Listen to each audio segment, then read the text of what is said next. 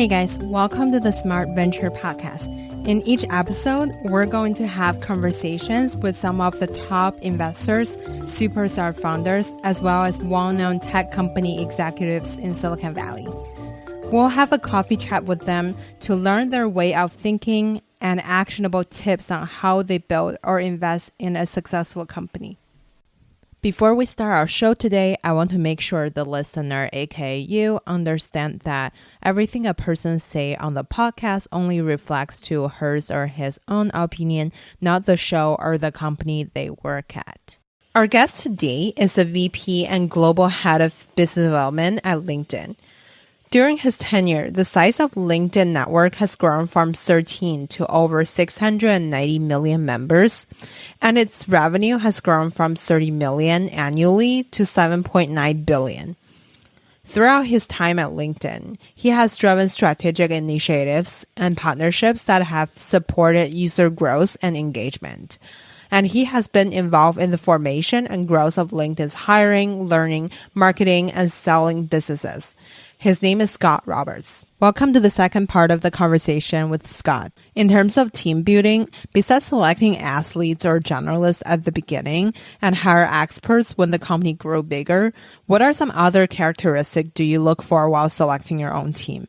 Back in time, when LinkedIn was a startup, what kind of talents do you need to grow it at a fast pace? And how do you convince industry experts to join your startup? Sure. I mean, I think there's first of all, I mean, working at startups is not for everyone. Mm-hmm. and I think that's something that it's somewhat rare to see people who are as effective at one stage of a company, like a startup, to a hyper growth, company that's hit product market fit, or a more mature company that's having, lower growth. And it doesn't mean that one type of company is better or one type of person is better. But I think that, especially, in those early days, I think it's really important to find people that, at least in my world, are comfortable with driving structure from unstructured situations. And that's something that for people who are working at much more mature companies that are slower growth, or have been around for a long, long time, that candidly can be extraordinarily well run. If you're at an earlier stage company, you likely will not. I mean, it could be chaotic, and now some of that chaos is so exciting, it's exhausting, it's fun, it's maddening, it's great, it's terrible at times. It's just. And I'm obviously trying to make the point here that there's volatility, and sometimes it's like, are you kind of emotionally and intellectually up for the task? And I don't have the perfect interview questions to kind of share with you about how to vet that out, but I think but it is important, both on the hiring side as well as the talent side, when you're looking for something, which is get to, talk to people. What's the culture like? Ask them, or find, obviously the more you can get from people who are willing to give you a good, clear, honest answer. It's like, what's the pace like? What's the management like? What is the structure like? Are you supported? What's the culture? Because candidly, there are times and situations at companies where the culture is harder to prioritize and focus on. And some may disagree wildly. They might say, I don't agree. The culture is, and it's not that it's not important. It's super important. In fact, it's probably more important at the earlier stages. But the ability to invest in some of those cycles while you're kind of finding product market fit, while you're evolving the organization, while you're growing so quickly, it's super challenging. And there are times I think, it's really hard to not be affected by that. So I think part of it is understand what you're getting yourself into, and then be clear about, okay, well, it's resilience and grit and certain types of personal attributes like that are critical at that stage, because again, it's not easy. I mean, it's terribly rewarding and it's exciting when it works. But you have to, you go on a roller coaster of emotions too. And it doesn't, there's no straight line of success and world domination that these companies go through. They really go through these ups and downs. I think it's important just to be mindful of that. For sure. Startups definitely requires resilience and grit. Speaking of working as the VP of Business Development at LinkedIn, what's your day-to-day like? Sure. So first off, and depending on the type of company you're at, the role of business development can be one, on different ends of a spectrum, if you will. So there are three things that we focus on in our business development team. The first is what we call landscape insights. So LinkedIn participates on the consumer side. So we have a consumer offering with hundreds of millions of people that have created a profile on LinkedIn. And then we have multiple lines of business. So we have 4 enterprise lines of business, from recruiting to learning to marketing and selling. And then we have a premium subscription business primarily for our consumers and individuals. And so because of that, LinkedIn actually plays a role and actually participates in a broader landscape. So with each of those areas and those businesses, we need to try to understand the dynamics at play in those industries. And so we're understanding the trends, we're understanding the companies, and in many ways, we're actually trying to bring back insights to help inform either our product strategy or our business strategy. In some cases, think about acquisitions or investments we might make. But it's in firsthand, from a strategic level, really trying to understand those areas that we play in. The second area, which is I think what most people associate business development in, is we're responsible for identifying and creating and structuring and signing partnerships between LinkedIn and other players in those broader landscapes. The final thing is, simply the program and partner management. So once we establish a relationship with a company, more often than not, our team is helping manage those relationships to success. Those relationships don't kind of go on autopilot. They don't run themselves. And so that's first off, defining the team. We have a team obviously that's spread throughout the world. So we have centers at our headquarters here in California, with headquarters for Europe in Dublin, headquarters for Asia Pac in Singapore. So we have a global team. And so, I think that, not surprisingly, my daily routine, and certainly the daily routine now, is a little bit more on the Zoom call or the Zoom or Teams calls, and being in touch that way, because we're still not back in the office. But so certainly aligning on the teams and helping manage that team. I think that I'm a part of our product exec organization. So I report to Tomer Cohen, who's the head of product here at LinkedIn, who he reports to Ryan, our new CEO. And so I participate in those forums in terms of being a part of that cross-functional leadership team within the product organization. We also have meetings during the week around understanding the consumer ecosystem and the health of that, as well as the customer businesses and the lines of business we have. But I get involved in evaluating and helping craft our strategies, and I certainly meet with partners and kind of keep those relationships going. I certainly work more with some of the cross-functional leaders to understand the state of the businesses, and both try to help shine a light on the opportunities and the threats that are presented in front of us. And so it's a mix of things. And by definition, being responsible for the global team, those are teams that are spread across many different lines of business and many different products. So for me personally, there's a fair amount of context switching that goes on between understanding those areas. But it certainly keeps me busy. You mentioned that being able to work cross-functionally is one of the major qualities that requires on your day-to-day work. What are some other traits or skills a person should have if they want to work on your team or succeed in business development at a larger organization? Maybe. Sure. Yeah. I mean, I think that there's back to some of the comments I made previously between kind of the athlete model and the specialist model.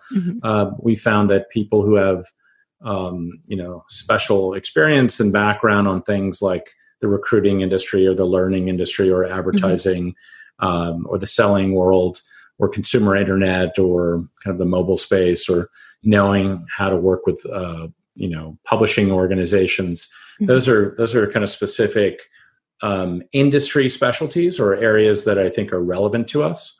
I think that we've found that working with people who have some kind of strategic understanding of strategy frameworks, so people who've, whether or not they've been in, worked at strategy consulting organizations like that, I think it's certainly helpful to understand the bigger, broader picture of kind of what's driving success, what's impacting a landscape, an industry landscape, because I think part of what we're trying to do when we bring back insights is to tell a story, right? To help our leadership understand, here are the dynamics at play, here are the changes that are taking place inside of the industry, which is creating either opportunities for us to grow and to either expand in that area or potentially present us with threats or competitive developments to be aware of. So I'd say that, and that there's certainly a kind of a transactional piece of, the partnership world in terms of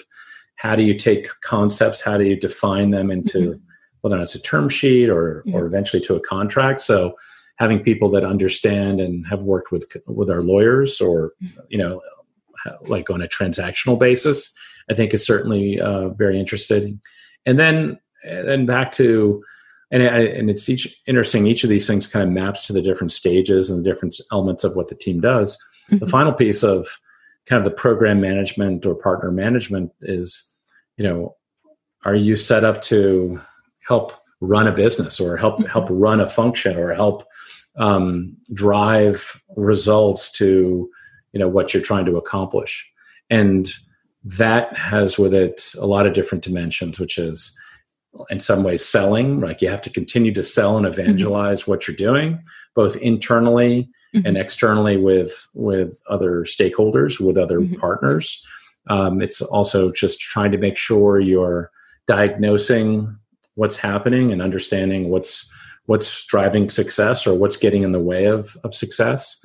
And, I think general attributes like a growth mindset and, I think sometimes it's important not to underestimate the power of your attitude because and we talked about some of these issues as well, which is, obviously part of the work that we do, it's in many ways solving problems and identifying issues and trying to figure those things out. And so sometimes it just takes, having the patience and having, the calm, if you will, to like realize you'll figure it out, but you have to be patient and you have to, just have perseverance. For sure. When you're looking at business development candidates while recruiting, besides looking at their resume, how do you examine their ability to make a deal happen? I think that certainly a demonstrated track record of being in the function is it's usually a really great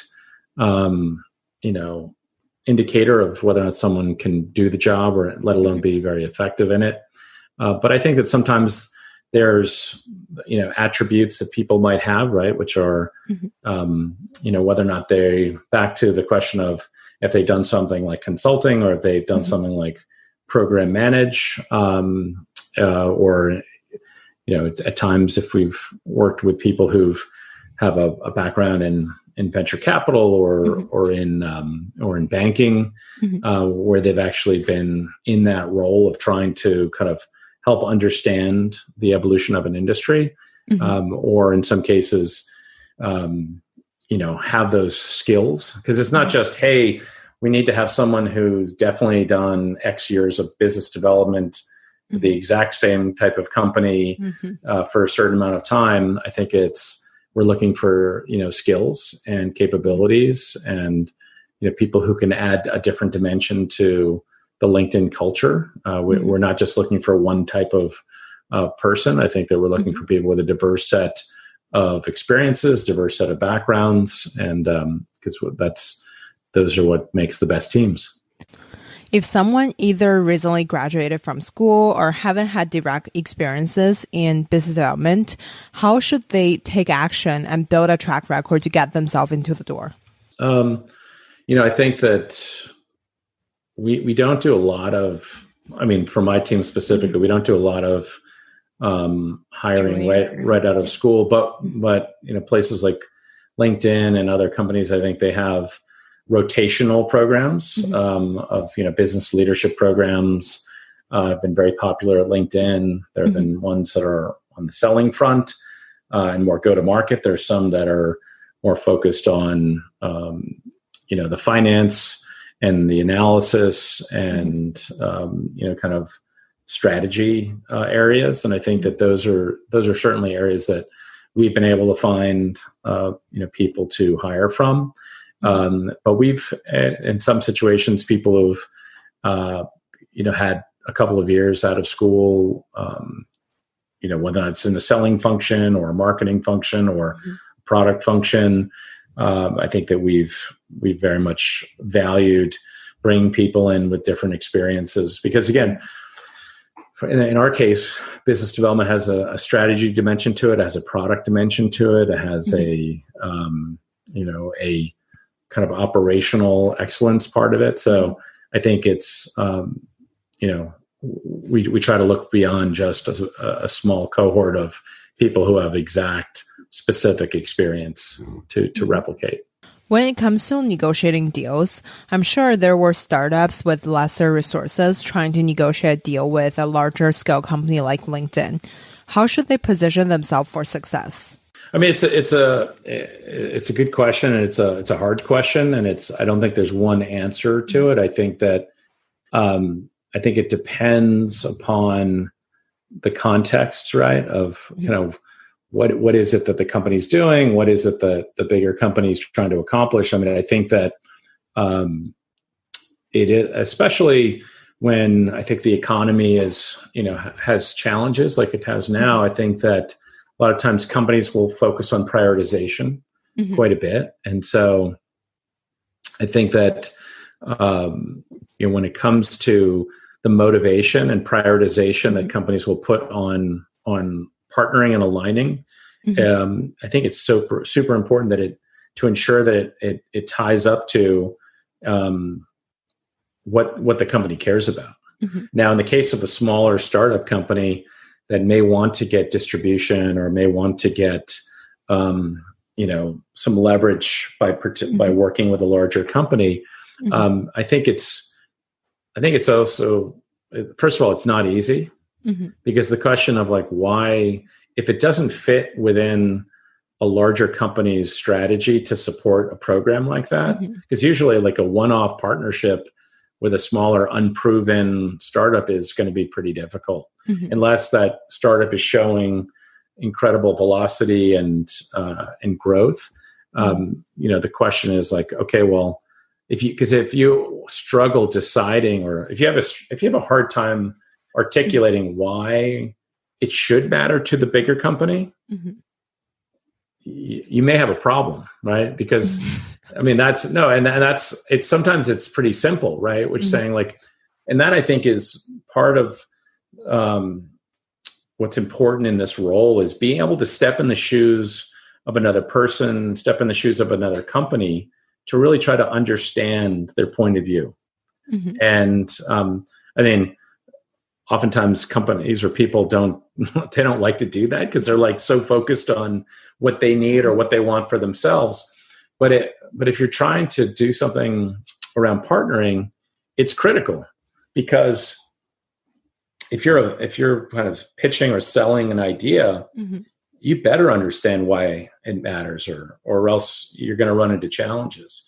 And I've seen this before too, if a deal looks too good to be true, Mm-hmm. Like if you can't answer that question of why the other side is doing the deal or why they're continuing it, you probably will run into a problem eventually. And that's, I think, something that I make sure that my team and other people give some thought to, right? Because and it's just simply is like, if it seems too good to be true, it probably is. And eventually something will unravel. And so I think it's really important trying to make sure you understand and step in the shoes of the other company. Yeah. Can you give us an example of when a startup successfully done a partnership with LinkedIn, even they don't have much resources? It doesn't have to be LinkedIn specifically. It could be from your past experiences or observations. Yeah, sure. I think from a very broad brush perspective, I think, because sometimes I think people think, large companies with lots of resources, they can do it all. And they don't need to partner. They don't need to work with other companies. But I think the reality of it is that, as companies get bigger and certain situations, they focus on what they're really good at, and their ability to actually grow. They need to they need to find very large opportunities and large, addressable markets to expand. And so sometimes that creates opportunities where there's like kind of niche opportunities that are not being served by other players. And so in some cases, that's a really good opportunity for an emerging company to play a role. I think there's also just, I think, a time and place where, I can recall, situations like when I was at Yahoo and we were working on things like the photo business. They were trying to find companies who were in the business of, enabling individuals to, buy photos or get photos printed out back in the day when people would actually print photos. And, we would have a partner. We had a partner domestically. We had a partner that we found in Europe. And it was just one of those things where just fundamentally it didn't make sense, in the journey to serve the needs of the consumer, or in the case of serving a customer. If you realize there are certain pieces of that value chain, if you will, that don't make sense or that the company's not really set up well to deliver, that is something where it's usually like a good idea to find a partner. I think that we've seen things like that now at LinkedIn where we're doing more live streaming, like we're doing live LinkedIn Live and streaming events over LinkedIn, finding companies that actually help support and do that. Something that, we're not, doing ourselves. And that's a situation where the value prop of working with a partner makes a lot of sense rather than, and again, sometimes and this is a broader topic for larger companies, you'll usually find situations where some people at companies feel like they can do everything and they want to try to do everything. But it's, I think having the discipline of figuring like, what does your company do really well? And how can you be the best at it? Whereas other things you may not need to do internally and where you don't need to be the best. Yeah, finding a unique area that big companies may not be expert in and creating opportunities there is definitely a good way to approach it. We're at our last part of the interview, the SVP special. I have 3 questions for you. Who made the biggest impact in your career? What's a good book you recommend us to read? And who would you invite to your dinner party? Oh, geez. Wow. That's, I wish I had studied up on this one. Let's see.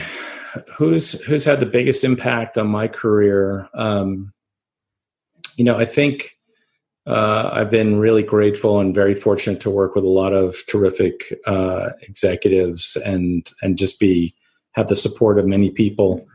I think, and Jeff Weiner, who's the former CEO of LinkedIn, he is someone that is incredibly talented, very, really understands how to drive success within an organization, but from so many different dimensions, from a strategic mindset, from a cultural perspective, from the perspective of, but I think that watching him, being able to work with him, participating in the growth of LinkedIn, I learned so much, and that was really just an incredible experience. And more so than that, I think that I think that that's something that is really important to keep in mind, is that, not just about the professional side, but when I think about it, it sounds corny, but I think he helped me be a better person, and, taught me a lot about being grateful and the concept of gratitude. And that, to me, I think is an interesting, or it's a critical combination, because I think, succeeding or being successful without some balance to your life and the balance to your perspective, I think is an incomplete, place to be. But again, I've learned so much watching Jeff, being able to work with him, and just his style was terrific. And again, I had the good fortune of working with him in his role as CEO for well over 10 years. And so through the many versions of LinkedIn that I've described in the past. I just read a book that I think was it was on Winston Churchill during the first year of the bombing of London, called "The Splendid and the Vile" by Eric Larson. Eric Larson had done a bunch of other books that I'd read and really enjoyed, but this one in particular, and if you had asked me 6 months ago or pre-COVID, I would probably, well, certainly because I hadn't read it at the time, but what I found really great about this book was how it brought forth perspective. As much as we're struggling in many ways with quarantining and shelter in place and the sacrifices that we're making, I think when we think back and look at different times and places when people, have had different struggles at different levels of severity. For me, I think it was just interesting to read about that time and to provide me some perspective. Again, that doesn't mean to discount that the challenges we're all facing, but for me, at least, as I was reading that, I was like, okay, we'll get through this. And, people aren't dropping, bombs on us on a nightly basis. And so it was, again, I thought it was well written as well. But I've got plenty of other book recommendations. I'm not sure if they're necessarily as relevant in this time. And then the third question, I think, was the dinner party. Oh, the dinner party. How many guests do I get to invite? Yeah, like whatever. It's your party. And is this like living or not living? Both. All right. I need to study up for this one, but that's a tough question. I think that